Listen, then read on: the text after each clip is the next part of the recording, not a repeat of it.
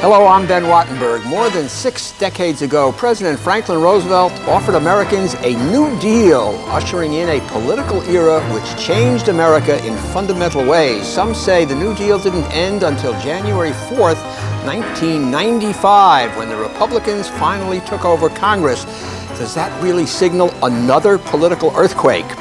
Joining us to sort through the conflict and the consensus are David Gergen, former special advisor to President Clinton and soon to be visiting professor at the Sanford Institute of Public Policy at Duke University, Catherine Rudder, executive director of the American Political Science Association, Walter Berns, resident scholar at the American Enterprise Institute and professor emeritus at Georgetown University, author of After the People Vote, and former Republican Congressman Vin Weber, vice chair of Empower America and senior fellow at the Humphrey Institute at the University of Minnesota. The topic before this House, the Republican Congress, is it a New Deal? This week on Think Tank.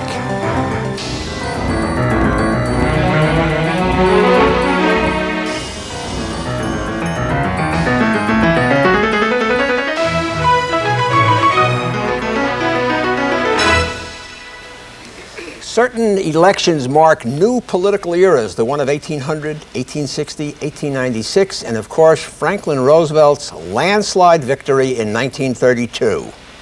When there is no vision, the people perish. Many historians say Roosevelt's New Deal was the greatest political shift in America during this century. Devastated by the Depression, the American people let the federal government assume vast new powers. Roosevelt instituted Social Security, the regulation of financial markets, unemployment insurance, and an array of jobs programs. Like it or not, more government. In 1952, some Republicans hoped President Dwight Eisenhower would roll back the New Deal. Instead, he made it bipartisan. In 1964, President Lyndon Johnson announced his Great Society. Building on the New Deal, he expanded the federal writ, including a war on poverty, Medicare, civil rights, job training, new environmental and education programs. Like it or not, yet another big role for government. But by 1980, many Americans thought that Great Society programs were creating more problems than they were solving. Ronald Reagan promised to get the government off our backs, but he was often stymied by Democratic opposition in Congress. Then, on November 8th, 1994, Republicans swept into power, capturing a majority in both houses of Congress for the first time in 40 years. Newt Gingrich, the new Speaker of the House, has promised to complete the Reagan Revolution by dramatically cutting the size and scope of the federal government. Within the first 100 days, according to the Contract with America, Republicans plan to vote on welfare reform, a tougher crime bill, and a balanced budget amendment, with lots more to come after the contract is dealt with. Let's go around the horn once quickly. Vin Weber, is this really a new deal? Is it of that magnitude? I think that the New Deal was rejected in this election, and probably the best way to see that is not just through the election results, but by looking, in my view, at the health care debate, how the American public reacted to the Clinton health care proposal, and then what happened in the fall elections. What you saw was really a rejection, in my view, of the New Deal approach to problem solving, a rejection of centralization of authority, a rejection of bureaucracy. That seems to me to be an enduring characteristic of our politics today. Whether or not it means a realignment in a partisan sense, I think is an open question yet.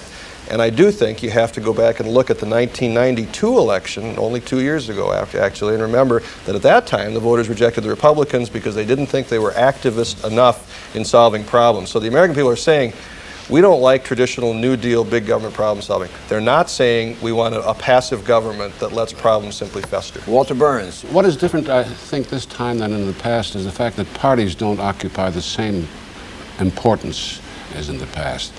And one doesn't know exactly what's going to happen. Is the Republican Party it was in the past, the Democratic Party it was as it was? Are the people loyal to parties as they were in the past? That's a question. Essentially what your question is whether this election is similar to the elections of 1800, 1860, and essentially 1936. That was the really decisive Roosevelt election. And it may well be. It may well be. We'll see. David Gergen. Well, it's certainly a new day, and I think it's the brightest day for Republicans and for conservatives, especially since Ronald Reagan was elected. This is really a second wave of Reaganism. I think it's sweeping our politics. And I must say the Republicans have ran a very brilliant campaign and off to a very fast start, so they may fulfill the promise of this new era. But whether it's a serious turn in our politics, whether it represents a new era, I think I would agree with Vin and with Walter that I don't think we know the answer to that. I think Republicans have the opportunity to make it that, but a couple of things. One is there's an enormous volatility in our politics right now, just as there is in almost every industrialized nation. The Conservatives need to remember, after all, in Canada, that the Conservative Party went from 151 seats to 2 seats like that in one election.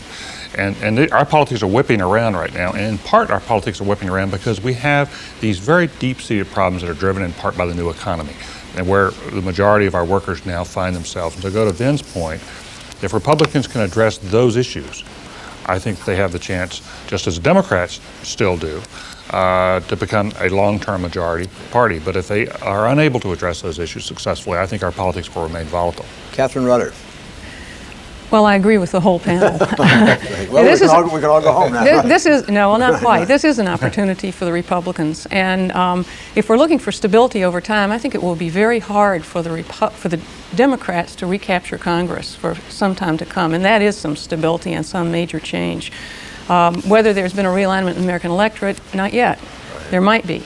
I think I would ask Dave whether he thinks the contract for America possibly does address the question you raised, that is the fundamental economic questions, and I wonder if it does. I think it addresses a preliminary question, and that is that many Americans want government to be more efficient, and they want to be able to trust government more than they do now. Trust in the government is extraordinarily low levels. And until that happens, I think the Republicans can restore that trust by doing the kind of things they started doing on the first day, and that is to clean up Congress, to make Congress smaller. I think something the Democrats missed that opportunity. You know, one of the turning points now, looking back over the last 2 years, was the day that Tom Foley and Dick Gephardt and George Mitchell went to Little Rock during the transition and talked President Clinton out of the promise to reduce the size of Congress by 25% and to talk him out of essentially pursuing campaign finance reform as a major initiative. Had the Democrats done that, I think they could have maintained some of their momentum. But I think the Republicans now have that opportunity. But those kind of reforms do not address the underlying economic issues. Correct. And that is, I'm not sure yet how the Republicans are going to get at that. I don't think the contract fully addresses that. What do the Republicans have to do to make the case that they are doing something? If I can build a little bit on David's answer to Catherine's question, and I agree with that. I think the contract is basically just the very first step. The Republicans are demonstrating through the contract that they are not what the American people rejected. The American people have become, as we all know in the last several years, very cynical about both parties, about all institutions of government, and the contract was sort of an extraordinary means of saying, you know, we're not all the same, you know, it's not going to be business as usual. But it really doesn't say anything, at least to me, about a governing philosophy of republicanism that addresses the kinds of problems that Dave Gergen talks about. However, I think if you want to, as a Republican, if you want to look optimistically, I'd look at Gingrich's speech in accepting the speakership. He said a very important thing, really an historic thing, in saying after we do the contract, he has 2 goals. We're going to pursue a balanced budget, and we're going to reform the liberal welfare state and replace it with something else, which he refers to as an opportunity society. And then, remarkably, said... You were one of the original formers and members of the Conservative Opportunity Society with we formed it in 1983, sort of to lead to this day, we hoped. Right. But the remarkable thing that he said was then, the second of those goals was more important to him than the first. Meaning replacing the welfare state with an opportunity society was more important even than balancing the budget. That's unusual for a Republican. And to accomplish that, he's going to have to come up with, and they are going to have to come up with, a philosophy of problem solving that involves government at some level and involves leveraging resources at some level and sort of rejects an old line Republican view that this simply is not the province of the public sector. Yeah, I may add something to this. One of the signs that may be visible in the future that this is indeed the kind of realignment election and we have a new deal here is the fact that what is being discussed in politics is no longer what was being discussed before. It's now going to be something else, and that's what we'll have to see here. Have I made that point clear? Yeah. I mean, take the election of 1860. From that time on, we were no longer arguing about the extension of slavery. That issue was settled. The Civil War settled it, and the party competition from that time on was no longer what it was. And the same sort of thing could be said after 1930, 32, 36. Incidentally, one point I ought to have made at the outset was, if this is a realignment election, it's the first realignment election that didn't occur in a presidential year. Yeah. And we'll see about that. Catherine, you're a student of the Congress. Is that right? Is this a congressional government we're getting into now? Is Bill Clinton becoming irrelevant to the process? The president is never irrelevant. And it's very difficult, as I'm sure Vin will remind us all, for Congress to lead as an institution. We're really talking about 435 in the case of the House, individual members, and one of the reasons I think Newt Gingrich has been so brilliant in his leadership is he's given a sense of coherence to his side. And for a while, he will be able to benefit from that. But over the long haul, I think we can see some splintering that inevitably has to go on because members have to respond to their own constituencies and not just the leadership of the party. Vin, let me ask you a question, because you and I, over this last weekend, were having some discussions about this, which I wrote about. The idea that Gingrich and company, the Republicans, can have some unilateral control without Bill Clinton is very complicated but very potent. I wonder if you, as a former congressman and a student of Congress, could describe what we're talking about, because it seems to me that gives one man or a small part of one party enormous leverage. As long as the agenda is reducing the size and scope of government, and we've just talked about the fact that that isn't the totality of the agenda, but for now that's the agenda. Yeah, the House Republicans, if they act with, as I put it to you, Ben, with nerve and discipline, can really accomplish a great deal of their agenda through the appropriations process. At the end of the day, the government cannot spend money unless the House of Representatives votes to spend it. And as long as they're willing to use the appropriations process to zero out agencies that they want to eliminate and simply hold firm, at the end of the day, the President and the Senate really are going to have to go along, because the alternative is simply fundamentally to shut down the entire government. If they decide to defund the Corporation for Public Broadcasting, which funds the public broadcasting system and other public broadcasters, if they dig in their heels and do it, there's nobody that can undo it. That's exactly right. And understand what will happen. The President will be sent a bill that includes funding not just for the Corporation for Public Broadcasting, but I believe that appropriation is part of the HUD Independent Agencies Bill. So you'll have all the funding for the programs of the Department of Housing and Urban Development, and you'll have NASA, and you'll have all these other things. And then where there's the line for the Corporation for Public Broadcasting, it will simply say zero. The President, if he doesn't like that, has the alternative of vetoing the whole bill, in which case there's no funding for anything in the bill. And Republican presidents found the opposite side of this coin when the Democrats controlled the Congress. The Democrats would send them bills that spent too much money or reflected different priorities in the President. Us young, inexperienced members of Congress said, veto it, shut the government down. Of course, at the end of the day, they couldn't do that.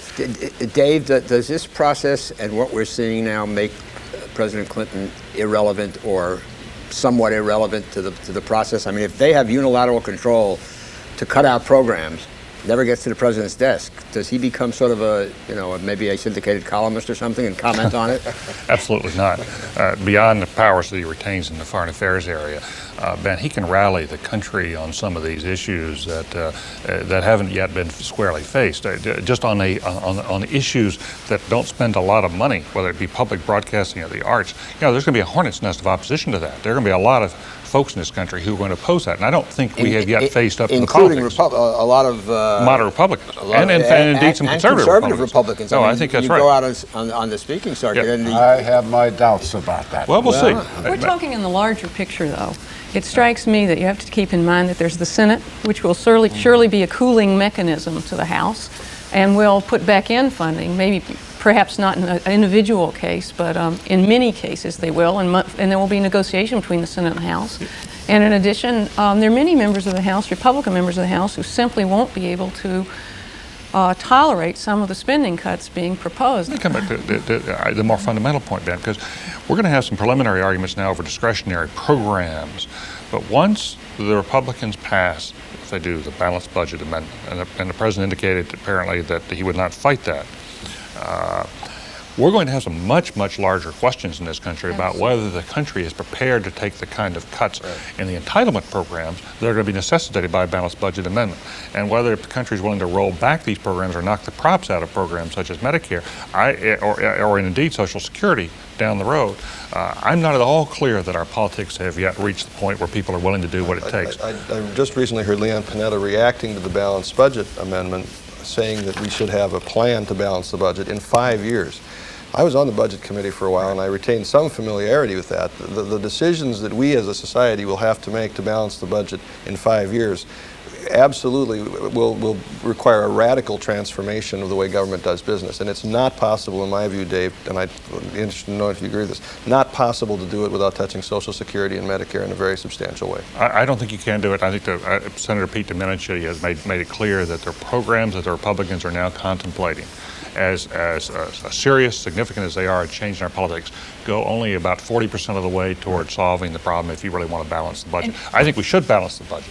I think we should be moving that direction, but I don't think we ought to kid ourselves about how radical the change is and how you have to go after Social Security and Medicare. The cuts that would be necessary in those programs to lead you that way are far less than draconian. I mean, you can just reduce the cost of living adjustment by, 1%, and you get enormous billions of dollars from it. Well, yeah, I agree with that point. I think that making cuts in Social Security, this is one of the ironic things about this whole argument, this third rail of American politics, as they've called it, Social Security that we can't touch, really can be reduced with a far less disruptive impact on people's lives than some of the other programs that we're going to eliminate, cutting welfare, something like that. Because, when you send out 40 million checks every single month, very small adjustments in those checks add up to billions and billions of dollars in savings. But up to now, any approach to Social Security at all has been so politicized that people can't cut one penny out of one check. But I'd add to your point about the difficulty of reducing the deficit. We have to add now another $200 or so billion for tax cuts.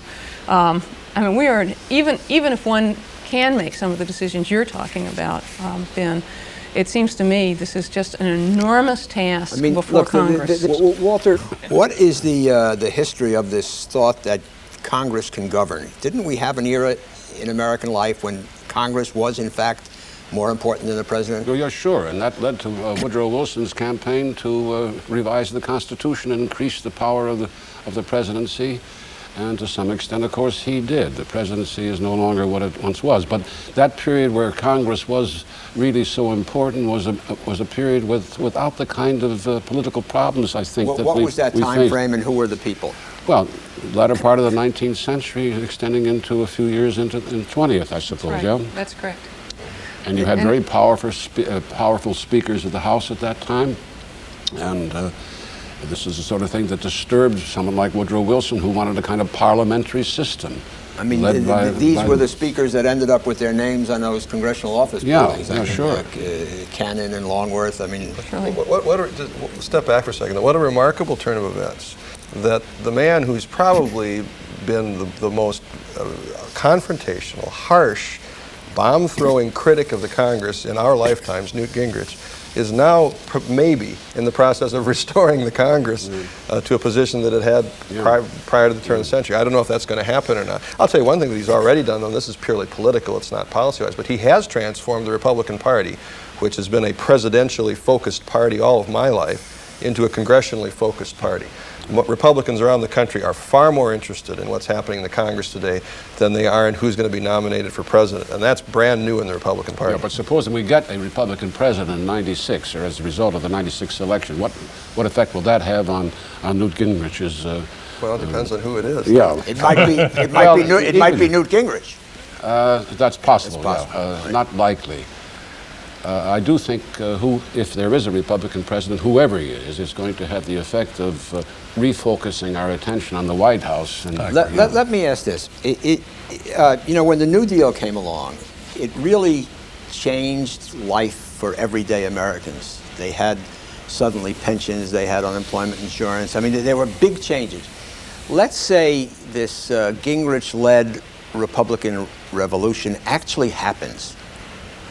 How will Mr. and Mrs. America Joe and Jill's six-pack, how will their life be changed in everyday terms? Because that's what a political revolution should do. I think that the answer to that question is why, despite the $200 billion problem you talked about, the Republicans cannot decide that they're not going to cut taxes, at least somewhere. I don't know if they have to do everything they promised in the contract. But I guess I'm old-fashioned politically. I don't think you can only deal out pain and sacrifice to people. And the only way the Republicans in this revolution can really make large numbers of Americans feel right now that they're benefiting from it is through the tax system, whether it's the child tax credit that they've talked about, or the president's idea of deducting college tuition, which Speaker Gingrich has said they ought to look favorably on, or at least give a hearing to. Catherine, they have to do some of those is that of a things, it seems to me. magnitude of Social Security and unemployment insurance and those kind of things? No, it's not, Yeah. but it's important. And I would say, notice the tax cut he mentioned. He didn't mention capital gains tax cut or depreciation for business investment tax cut. Shame on you. I'm sure you are. But Money to instead, the he rich, mentions right. a child tax credit, and I think a child tax credit would go away toward helping average Americans think that the Republican Party is doing something for them, even though that may be relatively small. It's family-oriented. It's a credit, so it's fairer. It's across the board. Everybody gets the same amount, which is a really smart move on the part, I think, of the Republican leadership to propose such a thing. And so I think that can have an impact on the average person, even if it's relatively small. I think it really does say we care about your family. We know it's tough to raise children, and and this is not just for rich people. Walter, how about this? Let's get your view. How does everyday life change in America? Yeah, let me answer your question by happens. suggesting that's a good way of posing the original question. It's a lot harder to identify now than it was, say, in 1936, what is going to come out of this alleged revolution here. It was easy in 1936 to identify what people expected if Roosevelt were to succeed. Now it's not so easy, is it? I also have the feeling that there's a great deal of unfocused discontent in the country that really has not been involved in, except with the crime issue, involved in Washington politics. People have the sense that there's something seriously wrong with this country. And, might it be that the change this engenders, if it's successful, is really more psychological than political? I mean, it says to people, you know, government isn't Big Daddy. It's still there. It's still a safety net, but you got to figure out how to do it yourself. And that would be a change away from what some people claim has been ailing us. One way of stating that is people would like to get control again of the education that takes place in their local schools. Is that a political issue now? There's a great deal of discontent about education in this country, a great deal of discontent about the conditions of life in this country, a great deal of discontent about these social things, the condition of the family. You know, well, I won't go through the statistics here, but they are alarming. Are these things going to be touched by this? Well, I think that's the right question. I think what you're talking about is, if I can give an advertisement for the Humphrey Institute, the issue that we're looking at there is the dissolution of community, which seems to me to be what Walter is referring to. And I think that there are certain governmental impacts on that, but in many ways that's not an issue that can be reached totally by government action. But I think that's what people have to look at. You know, there is a movement in the country, the citizenship movement, that's gaining considerable force. It has people on the left, people on the right, the communitarian movement, talking about in a non-governmental way, how do we rebuild community close to where people live and where people actually relate to the society around them. I think that is an important part of our future, and it's a non-governmental approach to problem solving. Okay, thank you, Catherine Rudder, David Gergen, Vin Weber, and Walter Berns. And thank you. We enjoy hearing from our audience very much. Please send your comments to New River Media, 1150 17th Street Northwest, Washington, D.C. 20036, or we can be reached via email at thinktv@aol.com. For Think Tank, I'm Ben Wattenberg.